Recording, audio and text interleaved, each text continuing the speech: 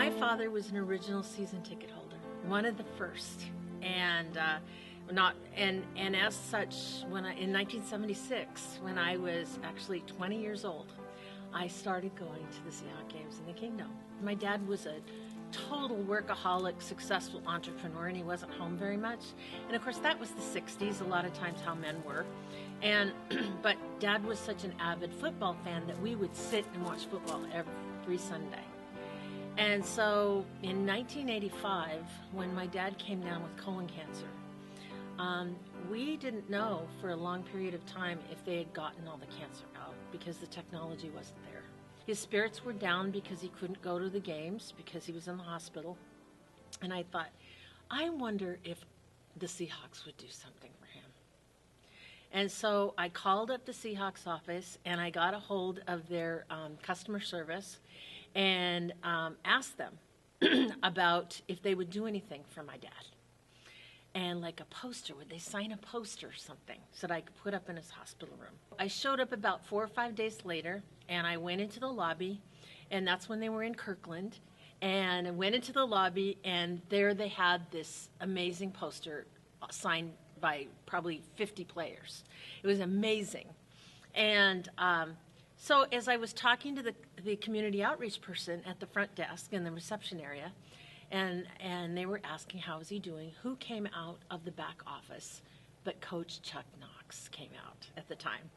And he walked right up to me and he looked at this and I said, introduced myself, Coach Knox, and he says, nice to meet you, and he goes, I'm so sorry to hear about your dad.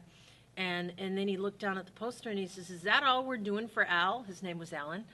And the woman looked, that's what she asked for. And he took the hat off of his head and he pulled it down and he wrote, Dear Al, get well soon. We need you up there cheering for us.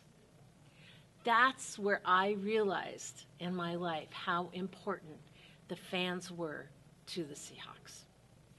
And so when we won the Super Bowl, of course, I took a little silent toast to my dad because really that victory was amazing. Super Bowl 48 was amazing, but at the same time it was bittersweet for me because he never got to see it happen.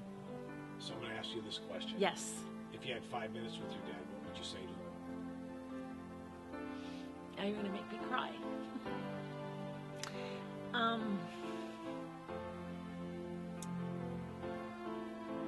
First of all, he would tell me not to get so emotional because he was a character. But, the greatest gifts that I've ever been given in my life are from my two parents.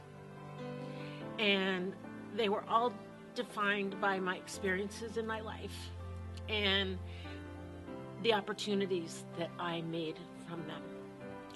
And one thing Dad always said to me, Dad, you always said to me, it's not what you go through in life, it's how you handle them. And that's who he was for me. I watched him endure amazing things in his life. And a lot of challenges. He had a rough childhood. And I have to say that watching him, he was an example of adversity truly is a benefit to your life. And so I have to thank him for that.